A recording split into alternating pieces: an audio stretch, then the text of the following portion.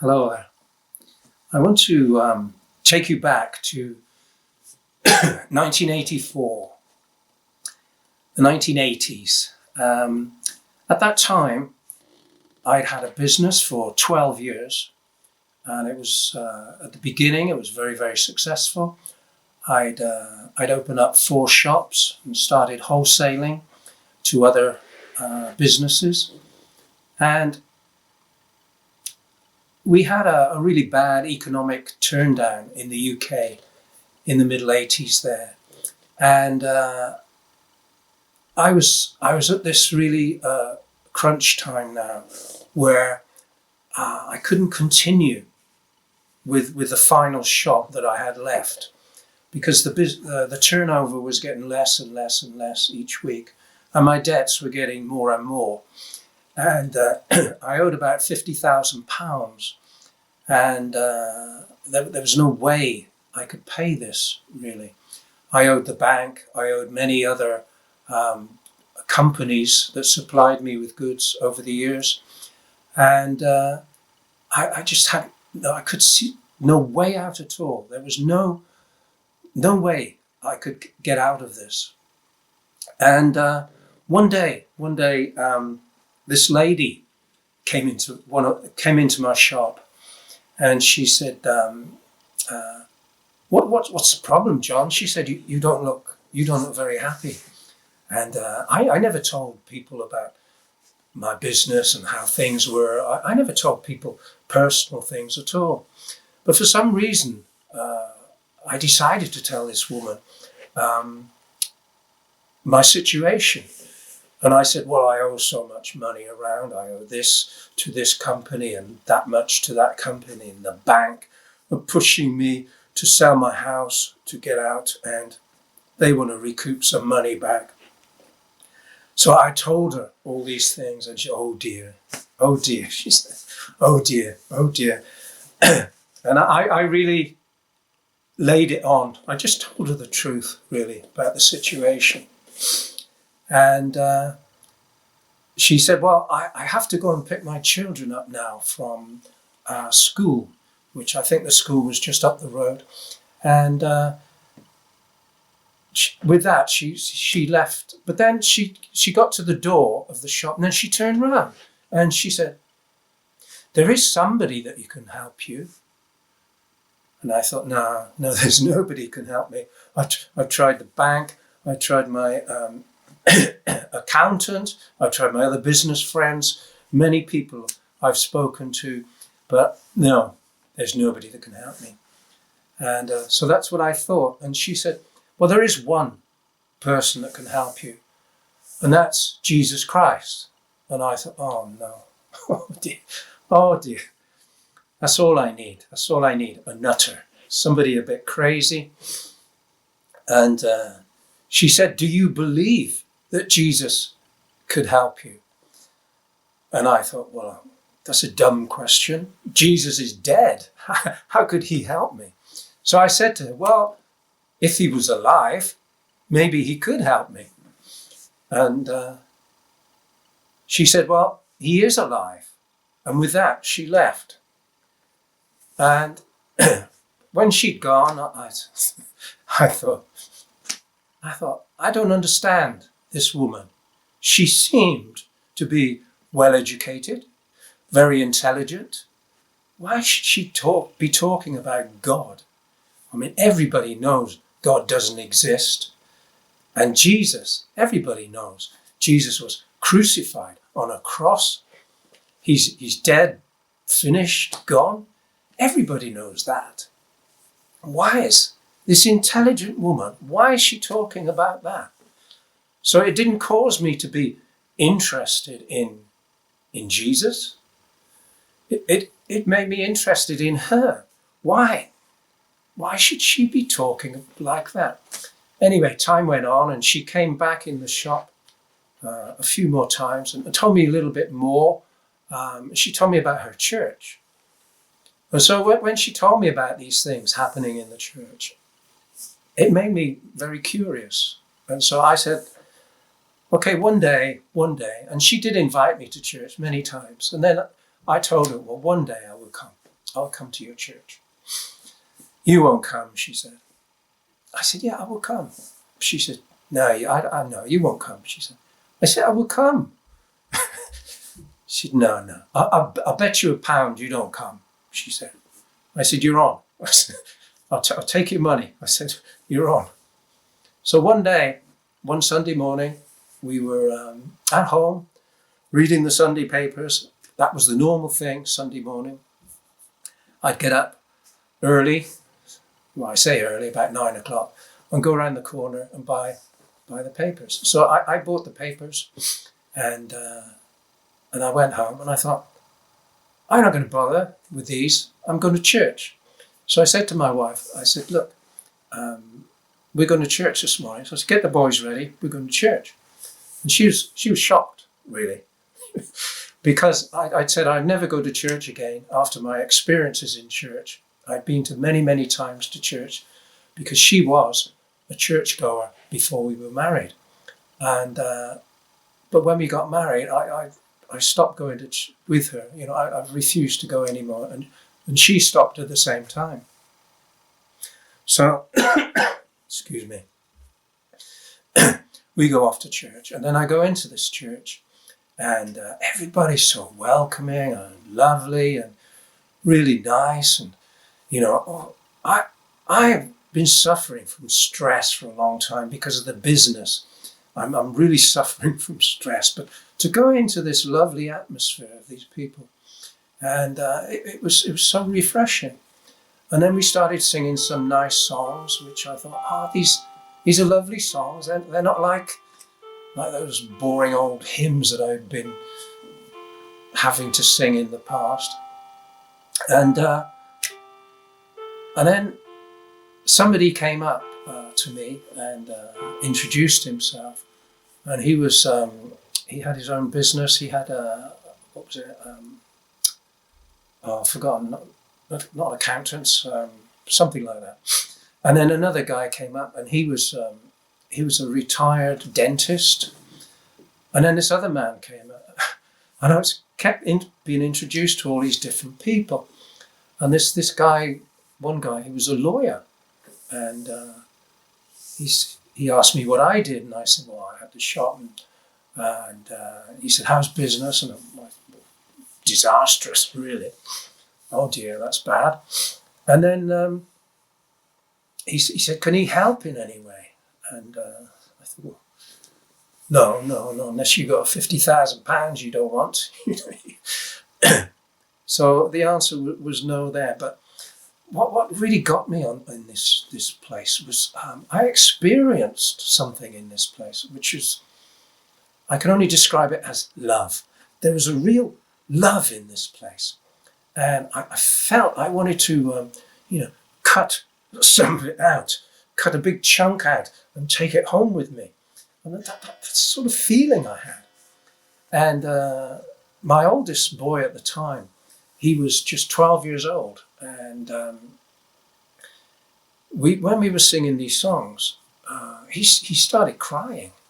And I thought, why is he crying? And so I took him outside. And I said, what's the problem? Why are you crying? He said, it's too much love in that place, he said. And I thought, wow, he experienced it. He felt it too. And I thought, wow, I was amazed, really, that he should feel that. So, and I just wanted him to stop crying because I wanted to get back in because it was such an amazing experience, really.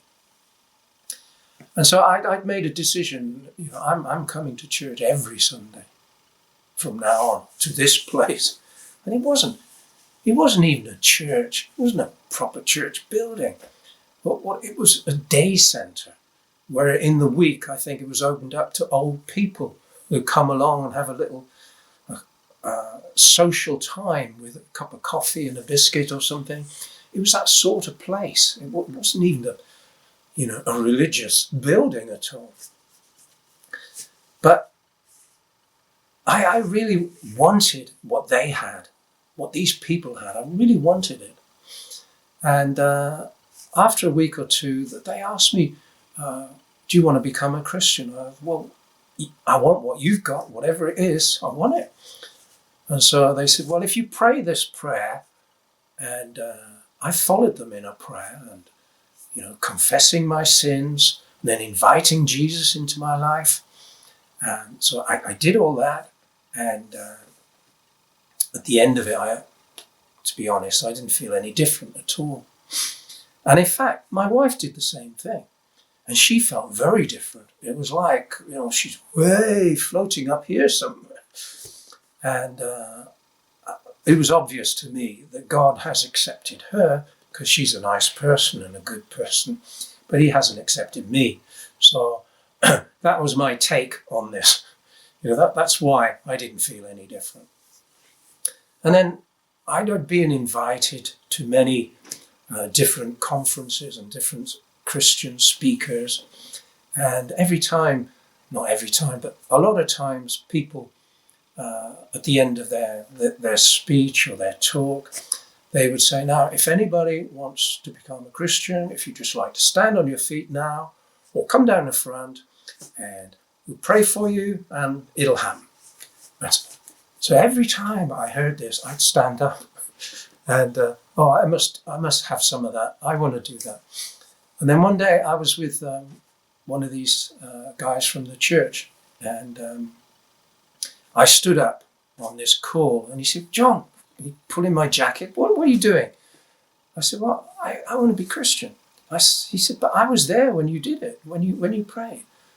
And he told me, and I explained that my wife, she had really, really changed, just like that. And for me, it was the same, no different. He said, it's not about feelings. It's nothing to do with feelings, he said. It's about faith, that you have faith in God. I went, okay then, I'll have faith. And then I started hearing different talks or sermons about prayer and praying. And so I started praying. And then I was amazed. How many answers I was getting to my prayers. And in the beginning, I thought, well, that's a coincidence. It would have happened anyway, whether I prayed or not. It would have happened. But then there was far too many coincidences. So I think that's what built my faith up, was praying. And one day, I remember going home one lunchtime, and I went in the house. The house was empty. And I went in the house, and as I was walking through to the back kitchen, I thought, hey, I really believe now. I really believe. It wasn't something that happened like that. I think it was a gradual process for me. It was a gradual process. You see, I was the sort of character that didn't believe or didn't trust people. I didn't trust anybody, actually. I'd been let down a lot in my life. In my young life, I'd been let down a lot. My mum walked out on us when I was 6 years old. I was just 6 years old, and she was packing her case in the bedroom, and she had to leave, and she left. And many, many other things had happened in my life. And so I was really not a trusting person at all. So I suppose when I became a Christian, that was really hard for me to trust God. If you can't trust anybody, who can you trust? So for me, it was probably doubtful if you could even trust God. But that's changed. That's changed now. I've realized that He is the only one, really, that we can trust. You can't trust me. I will let you down sometime. I will let you down. It's guaranteed. But that will never happen with God. He will never, ever let us down. I had a phone call from this auntie, family auntie. In fact, she wasn't really a blood auntie at all. She was just a friend of the family. And she rang me up and she said, John, she said, "Can you tell me how much you owe the bank?" And that's an unusual question, isn't it, from people?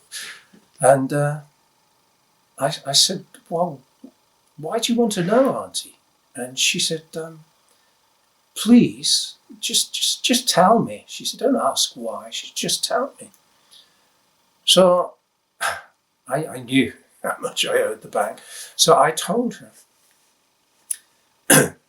And I sort of told my wife, and I said, "I hope she's not thinking of paying this, because I find that difficult, really difficult, that somebody would do that for me.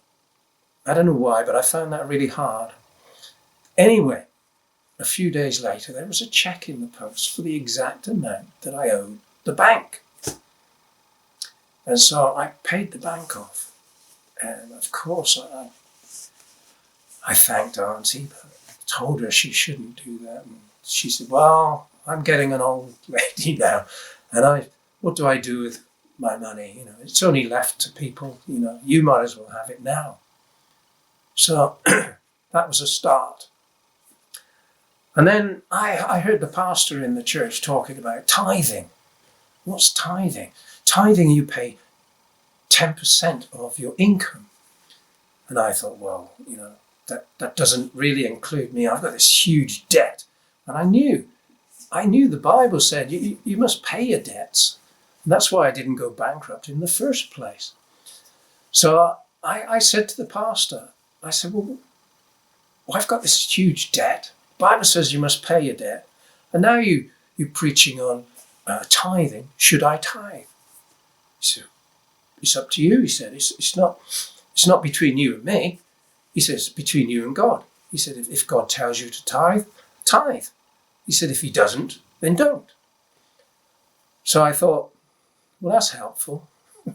So I didn't really know whether I should tithe or not, but I decided, I made a decision, I'm going to tithe.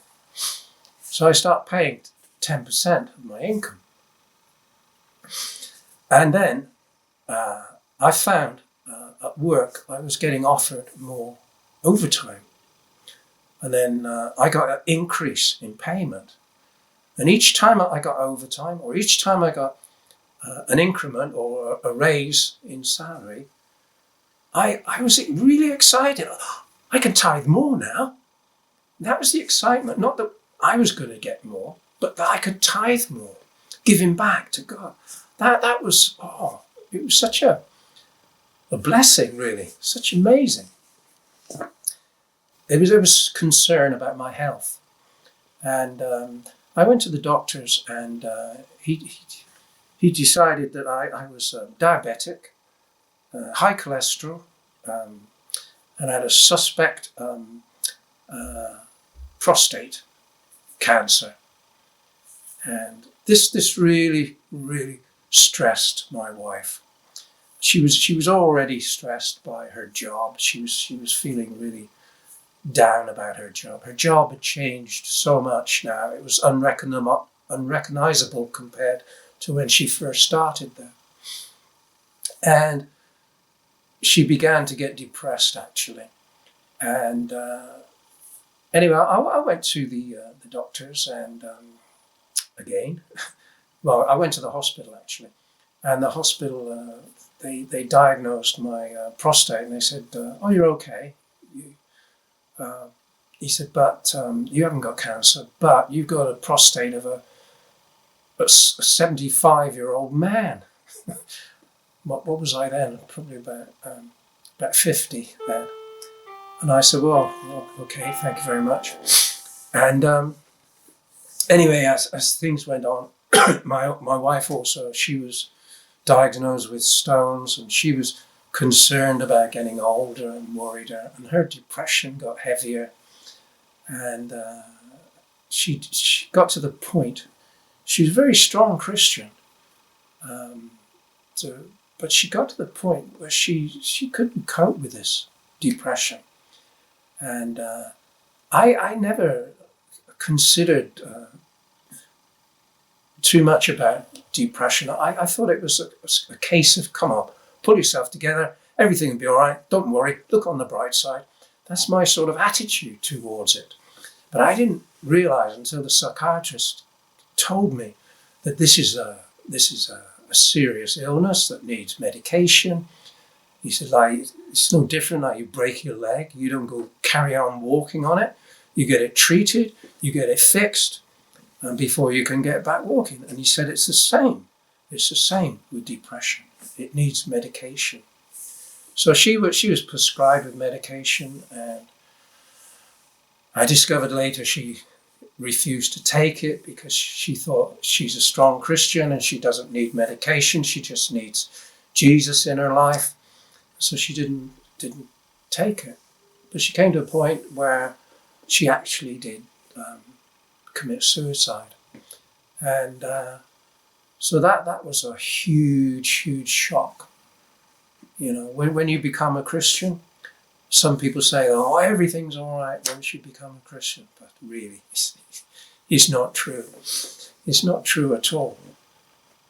And anyway, my wife, like I say, she committed suicide.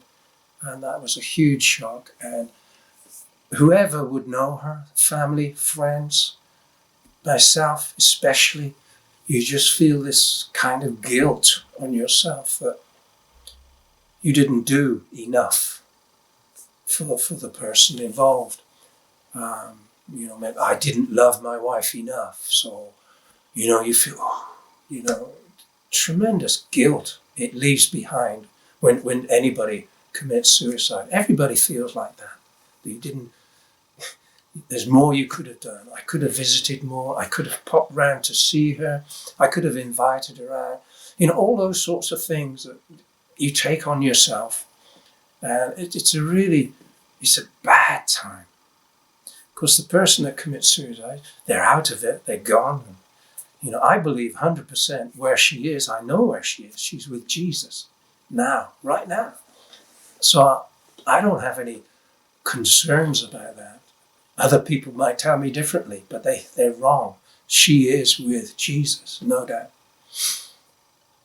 So that it's that, like I say, that guilt that leaves behind. And but you have to go through this. You have to face it. You have to deal with it.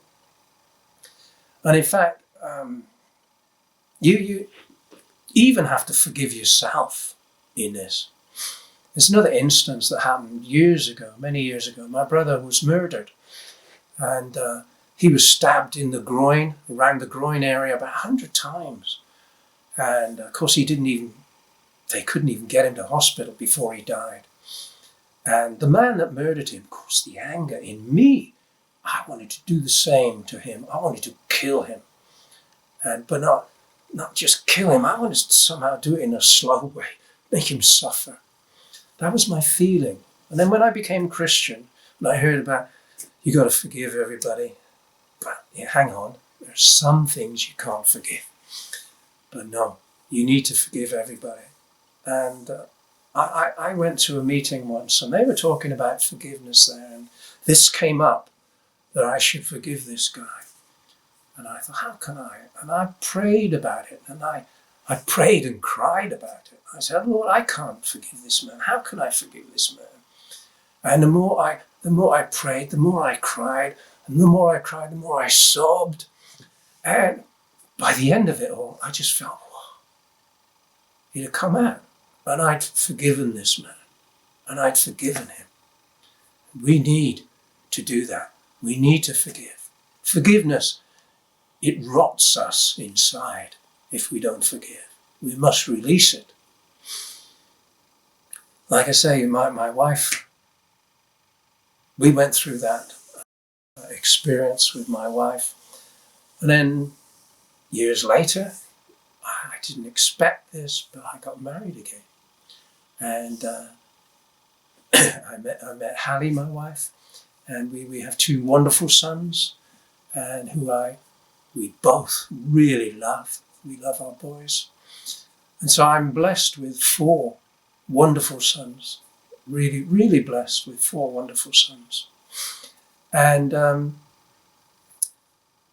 So when Judah, the youngest, I think he was probably about just 2 years old, I had cancer, had bowel cancer, diagnosed with cancer.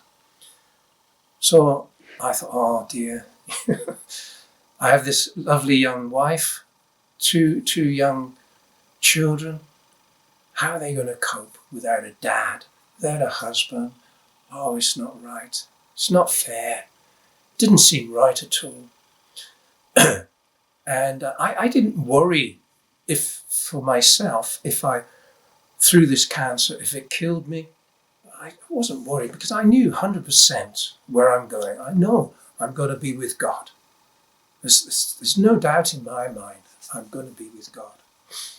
So I was not worried at all about dying for myself, but I was worried about dying and leaving my wife and young family.